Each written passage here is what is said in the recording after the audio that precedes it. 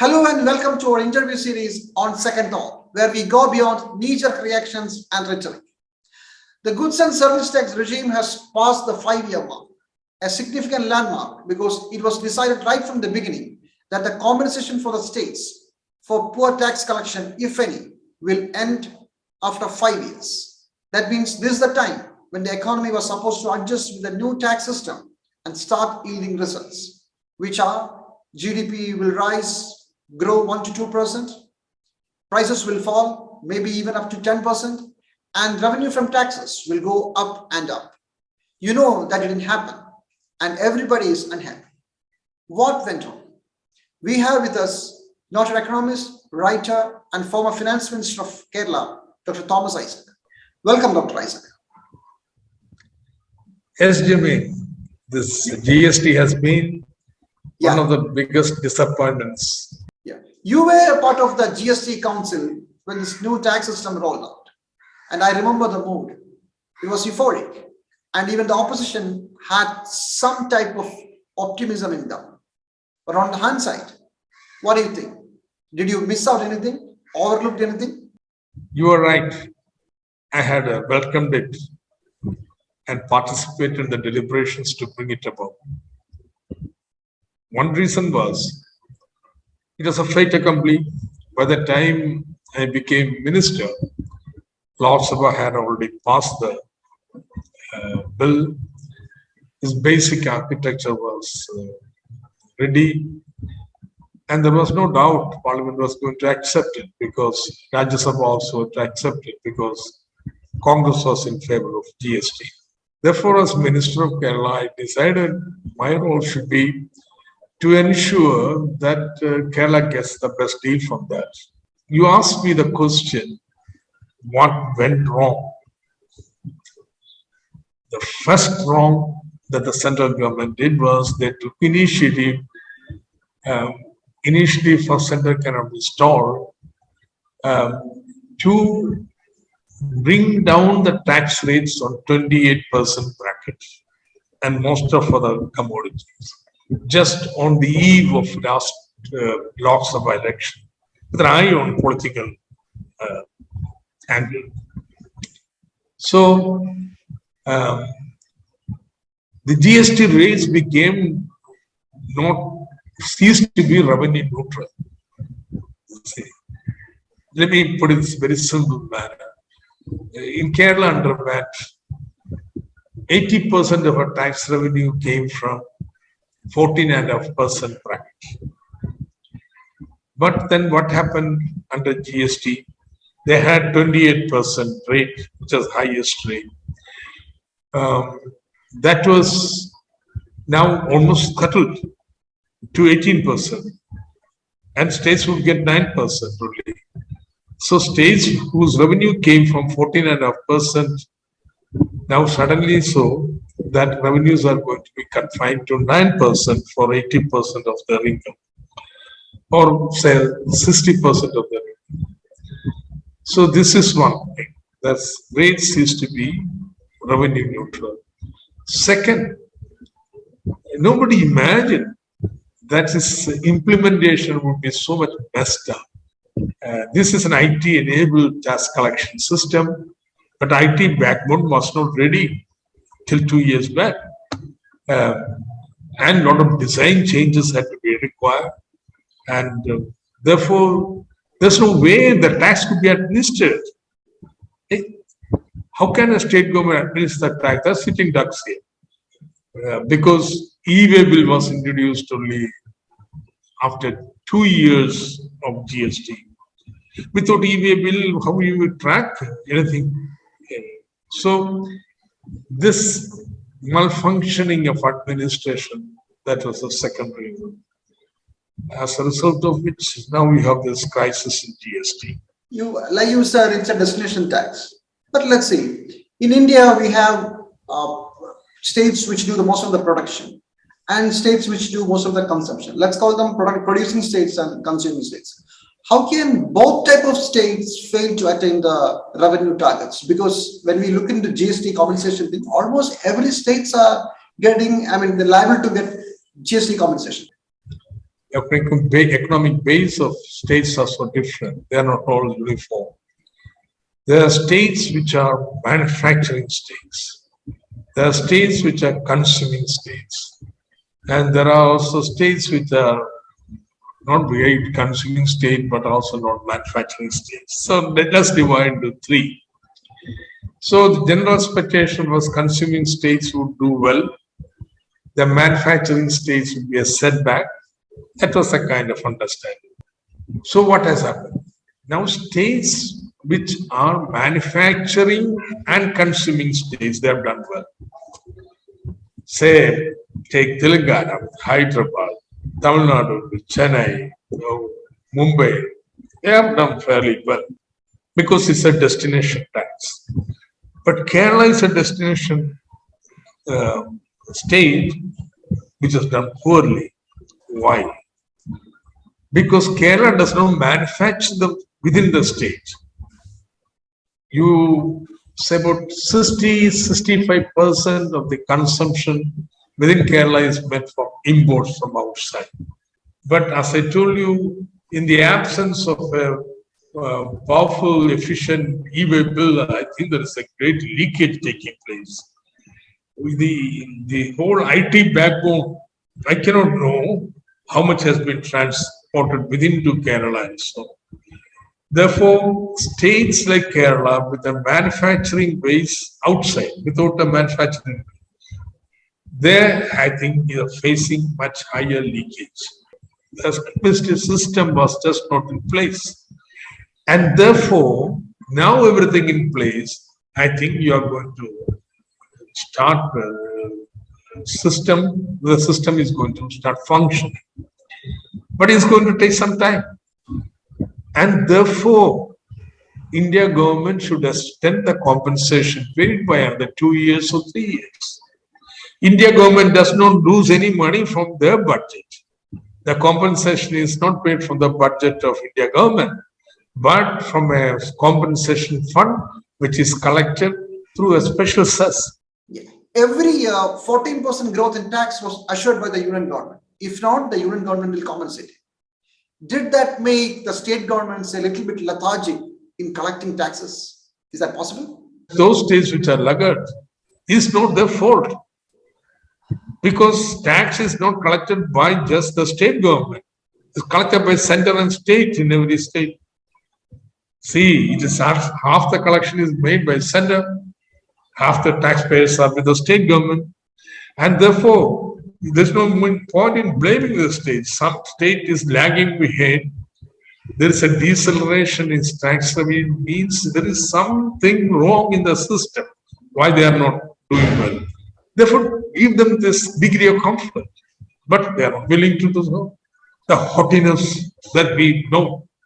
I am taken back when Sushil Kumar Modi of Bihar, who I think is much more revenue, says states have to learn to live without guarantees.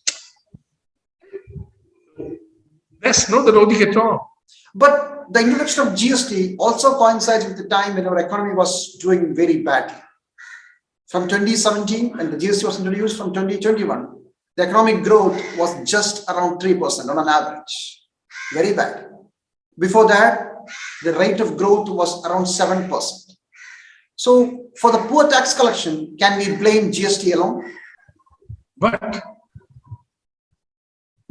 if you look at the tax buoyancy decline has been much higher than the decline in the GDP. Therefore, there is something wrong with the GST also. What is wrong with GST? One, the rates are too low, which government of India has accepted. See, I remember the GST council. It took, I think, 6 or 7 meetings. Some of the meetings, not just 2-day, 3-day meetings, to thrash out the GST rates. I think Piyush Goyal is the main culprit behind that. Unfortunately, I wasn't there at that particular meeting. See, pre-election time, you come up and just say that will reduce from 2028 to 18, this from 18 to 12, without presenting the data regarding the revenue impact of it. And no finance minister can object to it, saying that our revenue is going to fall. Because selection time, public perception is important. Nobody wants to be a person who wants to demand, don't reduce taxes. It's a populist demand to reduce taxes. So there was no discussion, debate. What happened was a competitive reduction. Some states would demand some favorite products to be reduced. Everybody agree. Then other states would pick up some other thing. Hey, this is just not the way to conduct business. Unfortunately, that particular meeting, I couldn't go. So that is what was done. But look where we stand now. The last GST meeting, there was taxes on a lot of things from rice, wheat to milk and milk-related products. Now it seems that after 5 years, states and the union government are actually committing with each other to increase taxes, to bring more taxes. After 5 years, this is the status. Now you need a solution for this because the tax revenue has fallen. Therefore, what do? Logical step would have been you raise the taxes to the previous level of the luxury goods. Instead of that, just like you said, they have removed the exemptions which were given to food grains, curd, so many normal items of consumption. So this is a regressive decision. The tax burden is unequally made to fall upon the poor people, ordinary people, their consumption. I do not understand why this was done. We still have some people in the GST council from the opposition also. Shouldn't we ask what the opposition parties were doing? Now I am certain the opposition ministers would have raised objection to this. But the kind of atmosphere in the GST council as tradition has been one of kind of give and take and compromise. Slightly manufactured consensus, in the sense, while summing up, you said this is the thing. Nobody writes it except me. I have insisted once on an oath to assert my position. Because democracy, there is nothing wrong in voting, it's like based on voting, nothing undemocratic and cooperative about it. But that's not the way it normally functions. And therefore, that's why, and many may not have understood the implications of this. Because everybody wants more revenue. The revenue is not sufficient for the revenue expenditure of states, and everybody wants to get rid of revenue deficit. And therefore, they knew this will have to happen, the rates will have to happen. But I think logical step should have been to increase the rate of luxuries and leave the necessities alone.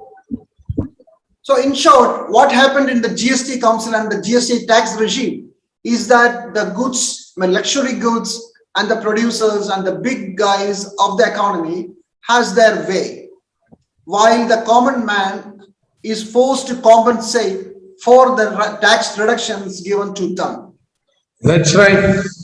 We are already facing a serious inflation, and main source is food inflation. Second is fuel inflation. Now, fuel inflation, which in the last month has slightly come down, now is going to have a splurge, is going to rise very sharply. And result will be erosion of the standard living of the common person. So inflation is already up, recession has passed our doorstep, everybody knew it, but still our economic situation of the governments, both the state and union, is so pathetic that even though they know all these things, they think they don't have no other way. Isn't it? No, there is other way. There are many other ways. One, you can withdraw the tax concession given to corporates. Their profits have been never in the history so high as now. You can do that. Two, say you can tweak customs duty and the things which they have attempted in some sense. And it is also possible to increase the efficiency of tax. So there are many choices possible. But the basic belief of the finance minister is, she has come on record on that inflation does not hurt the poor as much as the rich. It was the official monthly report of the finance ministry.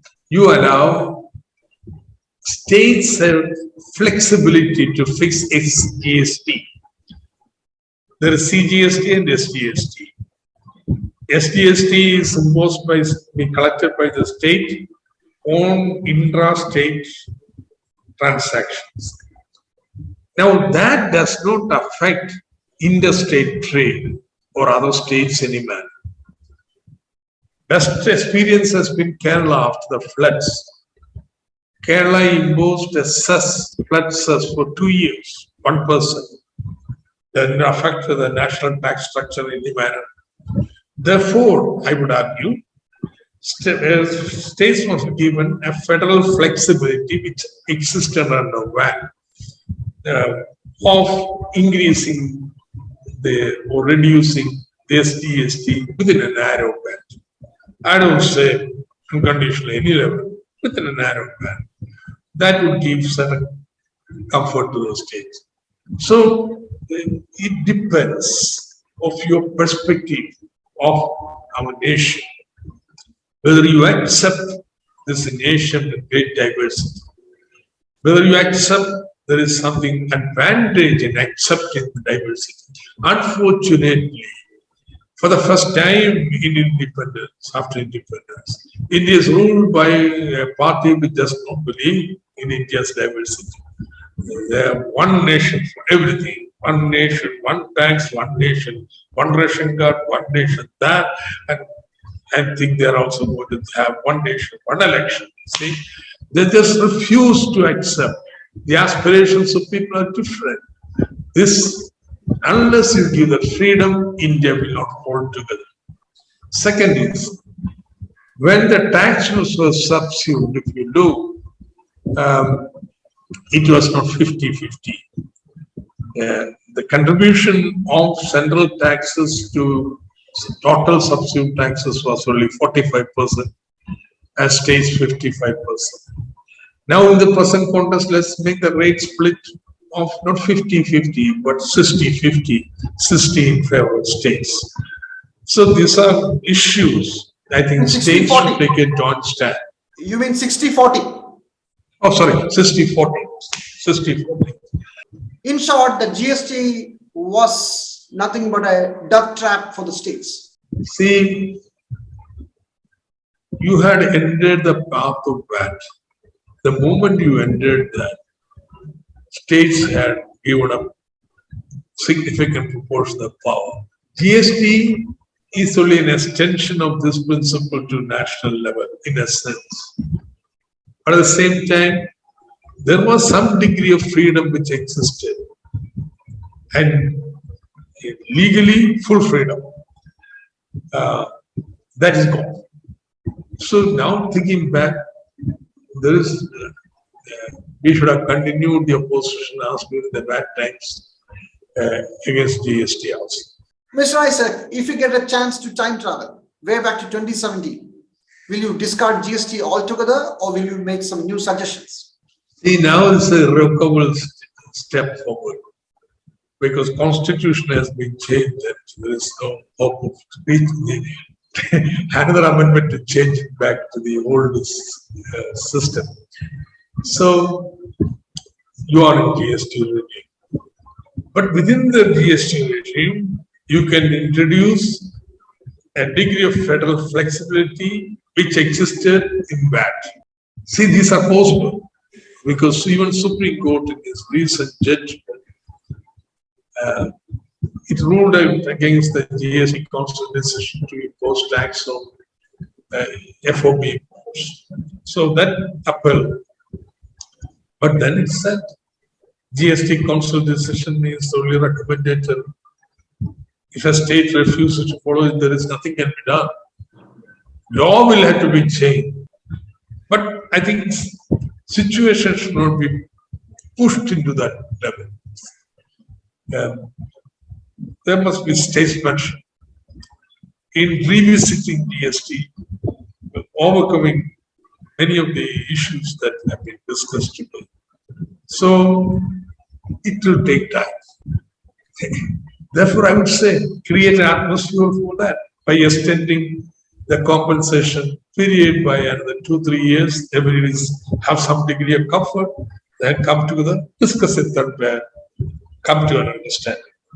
You seems very hopeful, but majority of states are ruled by BJP and they will definitely toe the official line, the union government line, isn't it?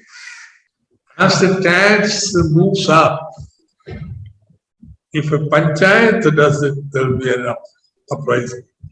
State government does it, there will be big resistance. But once you move to Delhi, a tax imposed in Delhi, from the Mughal times onwards, there has been little that could be done. And that's precisely what this constitution makers made. I think one of the reasons why central has been given much more taxation powers than the state. So there will be resentment, big resentment if inflation gathers momentum. But I think the decision is it will vote. Okay, that's it. Thank you, Mr. Thomas Isaac, for your time, and thank you, viewers, for watching us. Thank you.